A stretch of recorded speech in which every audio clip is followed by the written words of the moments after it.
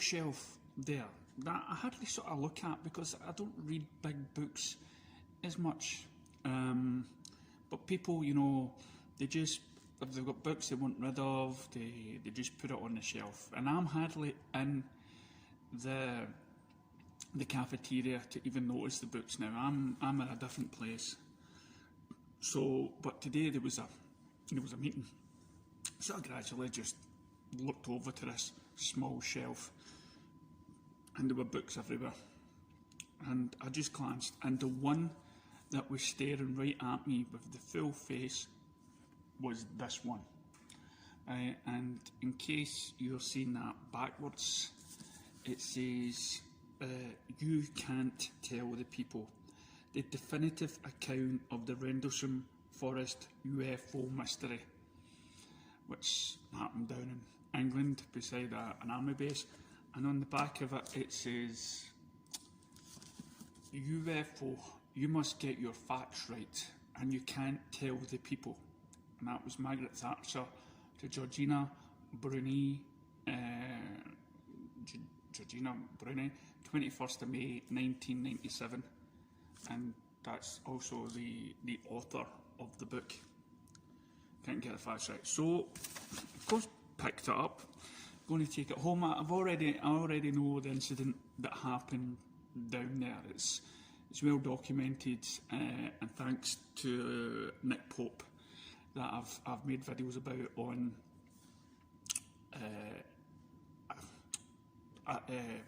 TikTok. So what do I want to talk about just now? Well, what I really want to talk about just is the facts of life, right? The meaning of life, right? And why I believe that we should know it, and why I believe we were destined to actually know it.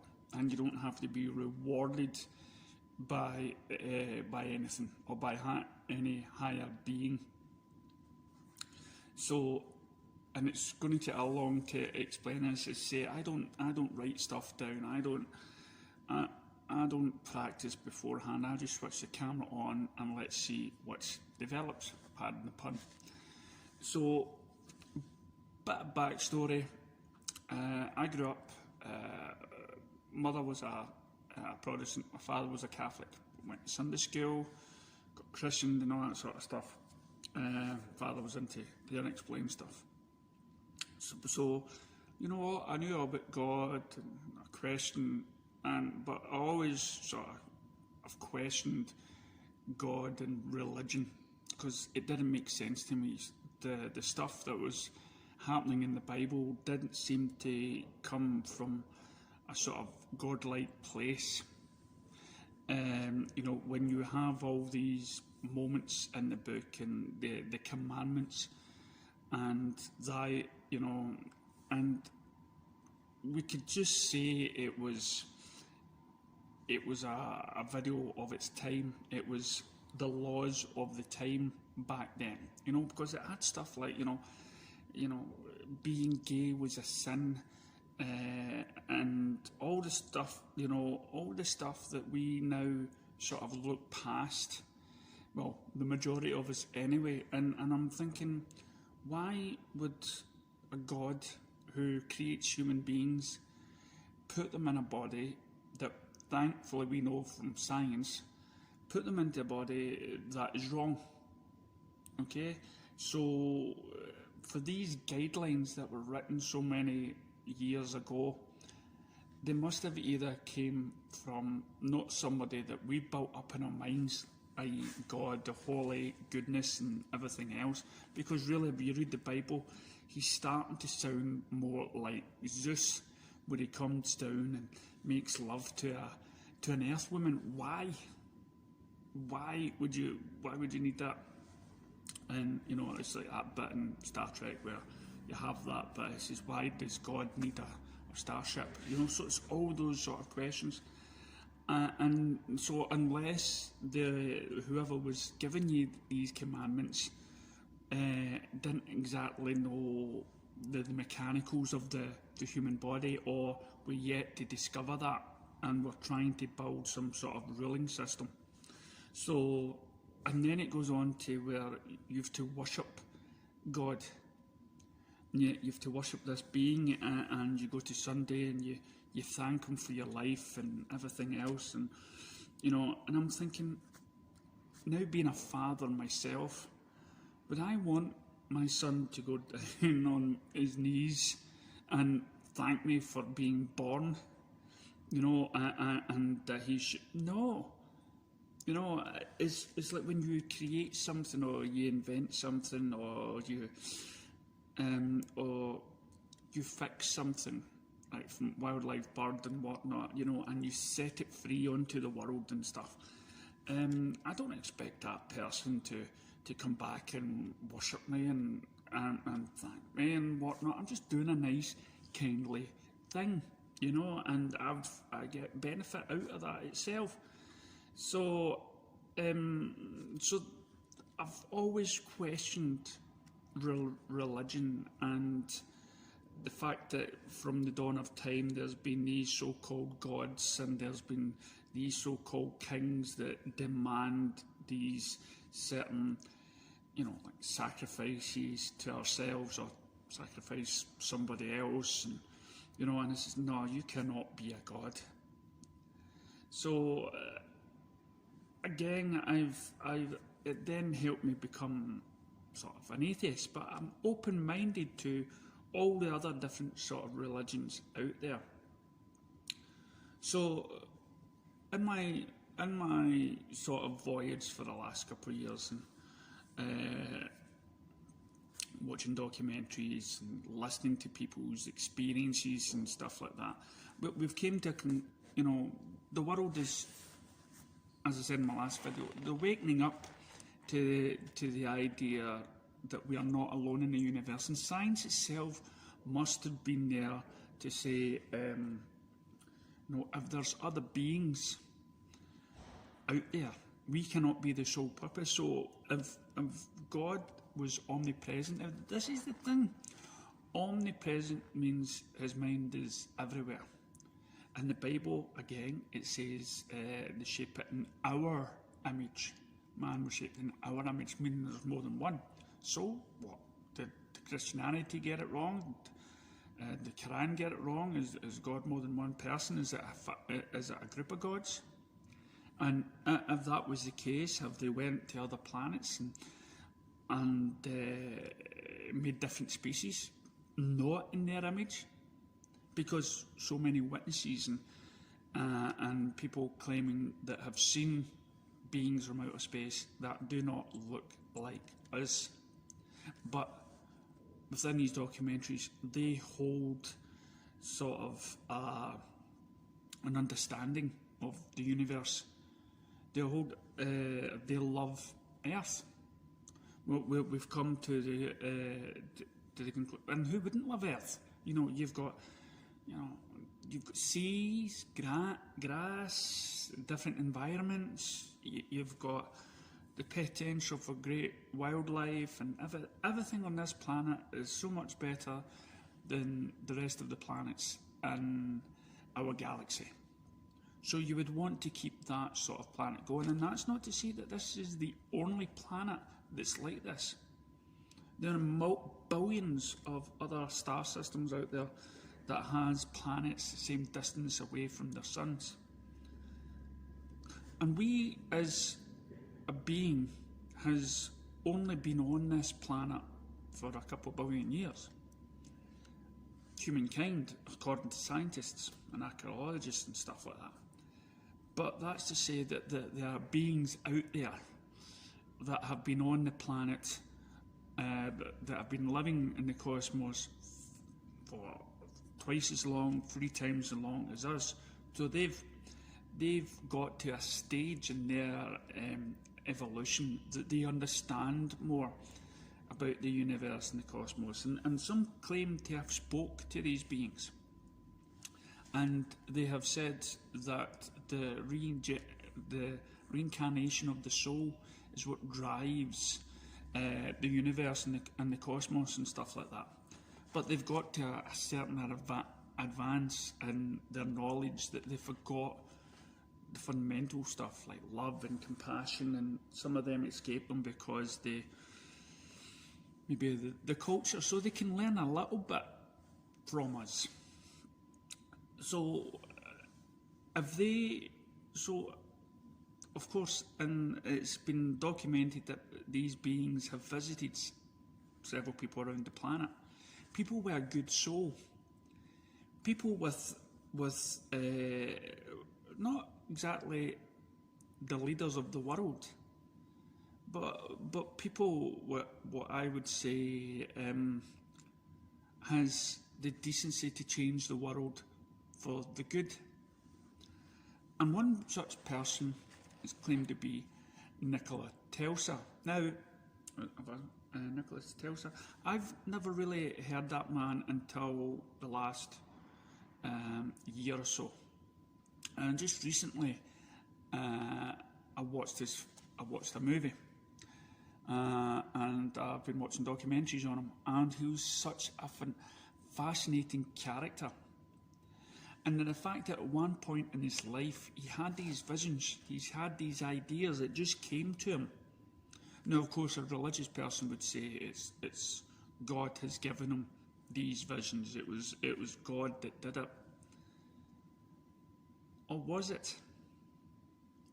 Because what he envisioned was electricity that could be powered up not from a power station or a company that can take money, but the fact that all that we would need would be an aerial out in our back garden, and we can enhance the power ourselves, thus saving countless of fossil fuels and everything else, and countless of money, and everybody can benefit from it without acquiring money. And Nikola Tesla, he didn't want money. He just wanted people to come and help and fulfill his visions. Now, what he saw in these visions and these ideas is what indeed happened. He drew pictures of aeroplanes. He drew pictures of electric cars. Everything was electric. Electric cars in a time where that would have been ludicrous. Cars even back then. But planes that I believe, I would have to do a bit more research on the time and everything else, but planes that were that advanced that they look like modern planes of today. He also drew things that flew, and some of those things that, the other things that flew was he also thing with trains, right? And I'm trying to decipher some of the drawings and what they look like, but undeniable, he drew UFOs, and there were claims that he could speak to people from different planets using his technology. So he already acknowledged back then that there were life on Mars or whatnot and stuff, and that maybe this is where he had these ideas from. Now, there's been many incidences where beings from other planets have warned people that they are worried about the direction that we are going in. UFOs have been spotted around nuclear bases. They've even been seen stopping warheads and bringing them back down, and saying to people that we are worried about the technology you're doing and that you could harm the planet and everything else. And so that to me, if it's true, are signs that these aliens have got good intentions for the planet, may have shaped our minds, may have given us ideas. Our technology that we have just now, somewhere, someplace, there's probably more advanced stuff that they're gradually letting out. So, these beings with these incredible knowledge is trying to tell us how to be good, and the reincarnation of the soul. Meanwhile, there's kids around the world that are reliving past experience, past life experience. And I spoke about this in umpteen other videos. And if that was the case, then could it possibly be that these advanced beings from outer space or whatnot that has this knowledge, have kept this knowledge, has came to accept that there is life after death? But then if we were meant to know this knowledge, why are we programmed to forget the minute we are born? Well, can you imagine a society that's already accepted that way of life? Love, compassion, no fear of death, and just enjoying life in a way that these beings are, that these alien beings have come over here, and they're not warring with us. They're not as Hollywood movies go trying to invade us and stuff like that. And there are signs, yeah, there could be a negative force out there. There could be negative aliens and positive aliens. Some of the positive aliens that somehow basically look like big balls of light that could be mistaken for angels. They are somehow trying to put us in the right direction.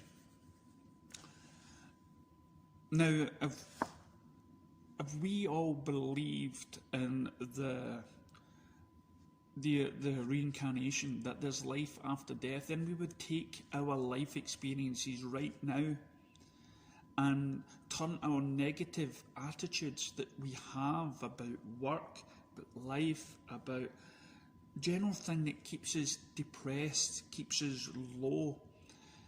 But we had this idea that, and this belief that this is just one step of our evolution, that when we die we can have the chance to aspire to even greatness, to inspire to the level that these cosmic beings out there are already achieved and are willing to help us along.